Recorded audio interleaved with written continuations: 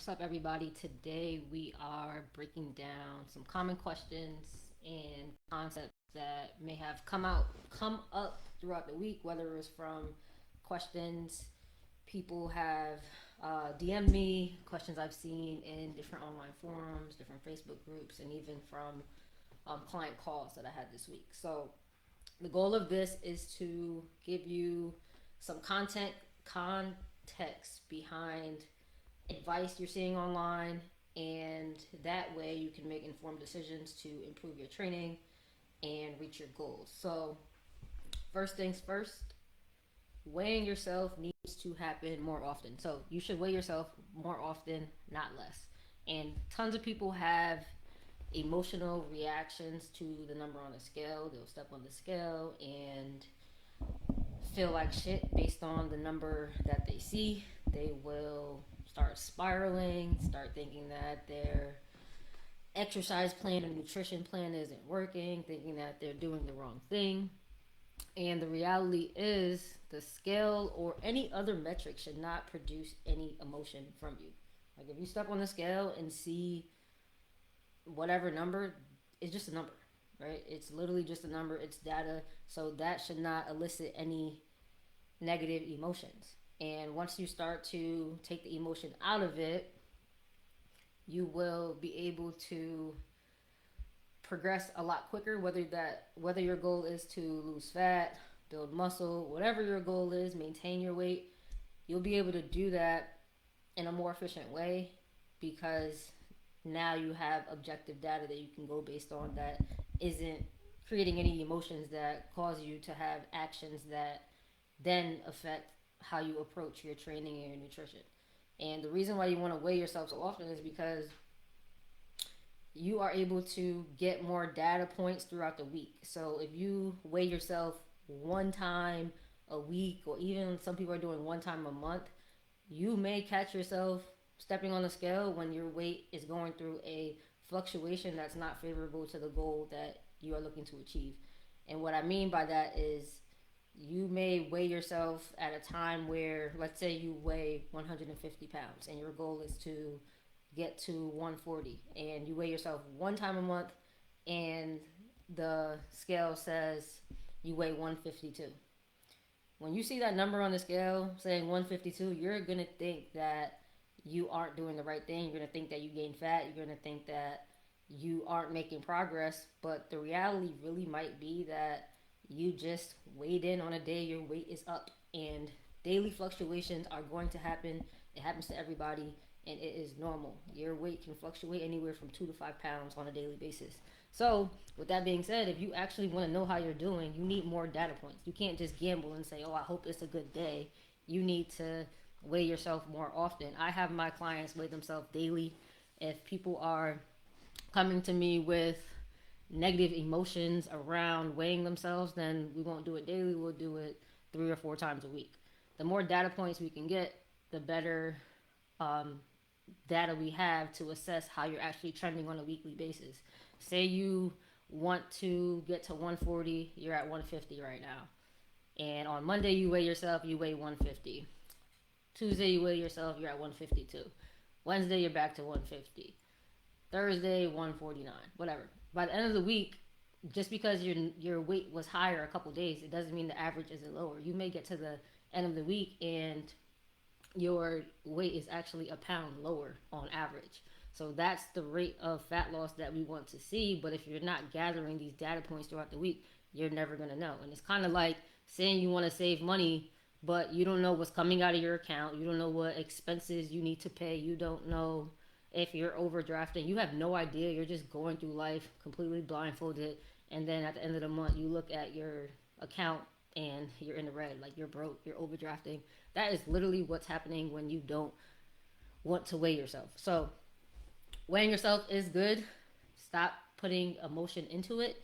And this actually came up today with one of my new clients. She doesn't really have any negative emotions to weighing herself, but she didn't necessarily understand why we were weighing so often. And she didn't know why her weight would fluctuate on a day-to-day basis. So once you understand why it's going to fluctuate, you can remove some of that emotion. So your weight is going to fluctuate on a day-to-day basis, because the number you see on the scale consists of more than just fat and muscle. It consists of bone, it consists of water, different fluids, and depending on how hydrated you are, the number on the scale is going to reflect that, right? So, say if you drink a ton of water or you ate a lot of carbs, carbohydrate, carbs store water, you're going to weigh more on the scale. Does that mean you gain fat? No. That's just a result of you having more water in your body at that moment that you stepped on the scale. So, knowing that these things are going to happen kind of allows you to take the emotion out of it.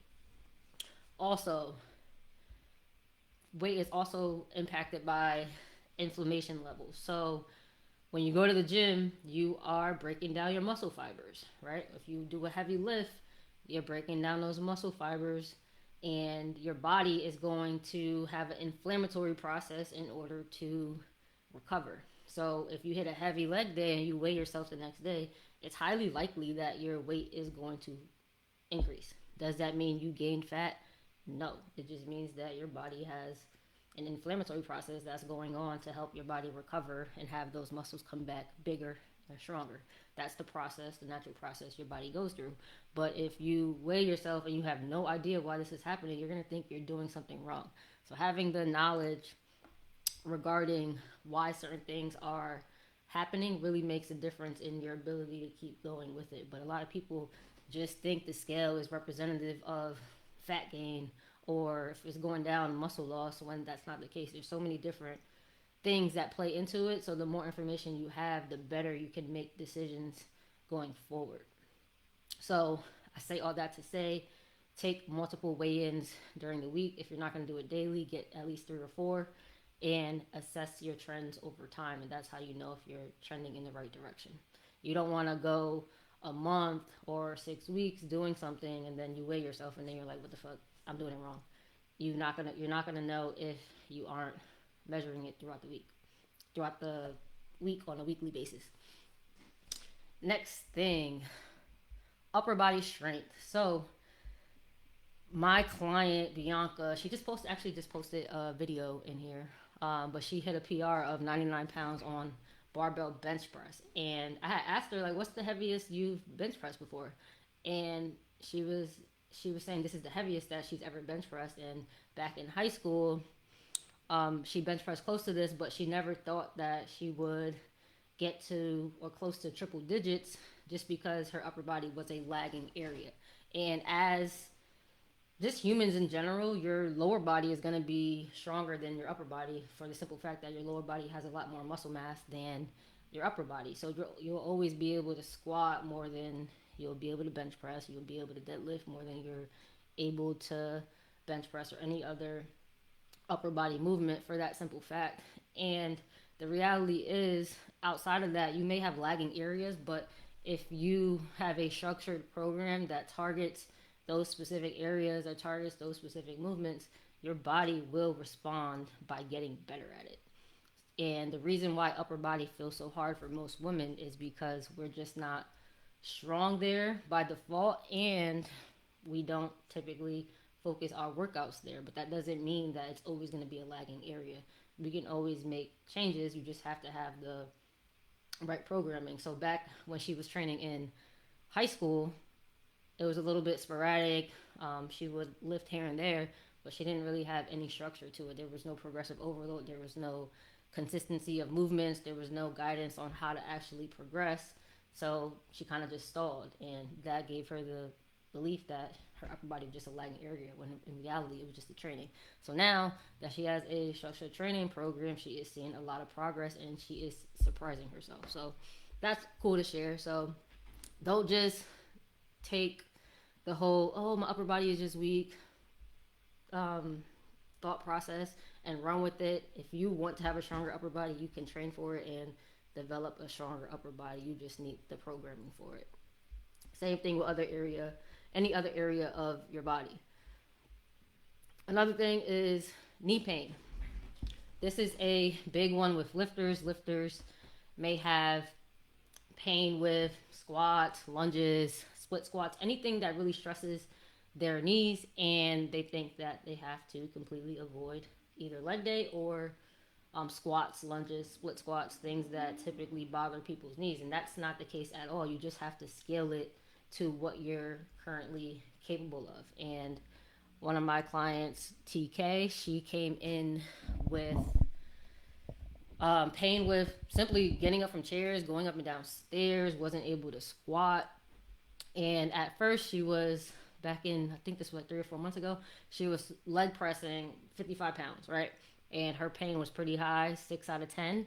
And what we did was found movements that she was able to do right now without exacerbating her pain. So just because you have pain with something does not necessarily mean that you cannot train it. You just have to modify it within your pain tolerance, and then also in positions that your knee actually can handle. So now, fast forward 3 months, she is squatting or leg pressing 110 pounds, and her pain is a 1 at most. And we also have her doing body weight squats. So this may not sound like much to people who are lifting hundreds of pounds, but for the person who is having knee pain, some of these movements seem intimidating just with their own body weight. So the fact that she's able to do this with significantly less pain, almost double the weight, it's pretty impressive. And it is double the weight, actually. It's pretty impressive, and it just goes to show you that you don't need to completely avoid these movements. You just need a program that meets you where you're at and progresses over time. So her next steps are going to be box squats, split squat, isometric holds, and continuing to load up on the leg press, do some eccentric leg press. And within the next year or so, she'll be doing some pretty impressive lower body lifts. It just takes consistency over time, and gradual loading of your knee in a safe way. And that is exactly what I help lifters with as an orthopedic physical therapist. So if you guys are having knee pain, have any problems with doing lower body workouts, or if you can do your lower body workouts but your knees ache after, definitely send me a message. Just DM me knee, and we can talk about what you need to do to improve that, because nobody wants to have knee pain, and it just could spiral into you skipping leg day, your quads and legs getting weak, and eventually over time getting out of chairs are going to hurt, going up and down stairs, going downhill, standing for long periods of time. You don't want to live that life. So it's best that you address it now. Another client of mine texted me after her workout. She just started with me this past week, and she was on her second upper body day, and she texted me that she hates this workout. And of course, I asked why she hates the workout, and she reflected a little bit and said that it's just that it's hard, and she's used to training body parts, one body part each day.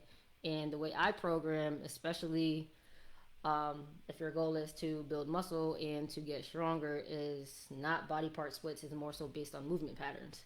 So when we program like that, you're going to notice that you're doing primarily compound lifts. So instead of doing a upper body push day one day and an upper body pull day, we are going to do push and pull on the same day, instead of just doing your chest, shoulders, and your triceps one day and then your back muscles another day. Because what people tend to forget is that strength is actually a skill, right? And if you want to get stronger, you have to do it more often. You have to do it more frequently. And with that being said, if you're doing a body part split where you're doing one body part per day, you're not going to give yourself the frequency and the repetitions to even get stronger at that movement and get better at that movement. And it's kind of similar to if you wanted to learn a different language. If you wanted to learn Spanish, you're not going to practice Spanish one week and then the next week practice French. You're going to do that consistently, and body part splits don't allow you to do that. So say if you train arms on Monday, shoulders Tuesday, back on Wednesday, quads Thursday, glutes Friday, it's going to take you a whole week just to hit the same muscle group again. So you're not going to build strength, and you're also not going to build muscle as effectively as you could if you train more frequently.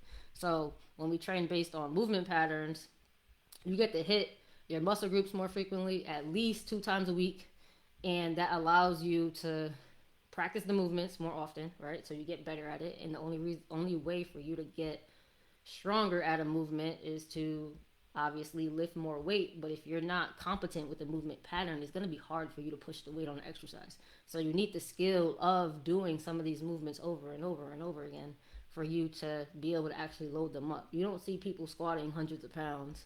I'm not saying that's what you want to do, but you don't see people squatting or hip thrusting a ton of weight without refining the form first. And in order for you to refine the form, you have to do it more often.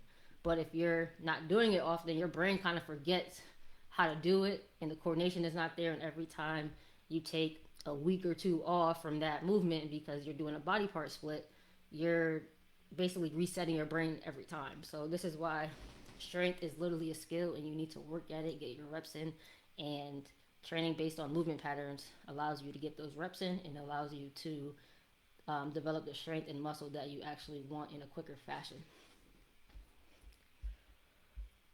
And there was one more thing I wanted to talk about. Oh, also, so when she told me that the workouts were hard, I was really curious as to why she didn't. When she told me she did not like the workout, I was curious as to why. And I think it's really important as a coach to understand why somebody is not liking something. Is it because they genuinely don't enjoy the workout, or is it just because it's hard? And a lot of times we do not like things because it's hard. And when it comes to fitness, there is not one way to achieve a specific goal. And there's not any exercise that you absolutely have to be married to or committed to or have in your program unless you have a specific goal. And I think what people have a hard time wrapping their head around sometimes is that some of these goals that you may have is going to require you to do some things that you don't necessarily want to do.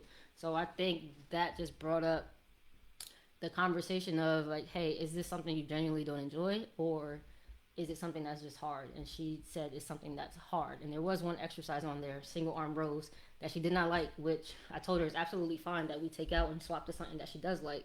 So just being able to communicate with your clients if you're a coach, and also if you're a person working with a coach, being able to communicate with your coach about what you don't like and what you like and why is really important. Because, and like I said, in fitness, there's tons of ways to get to the same goal, but depending on what your goal is, you may have to do some things you don't like.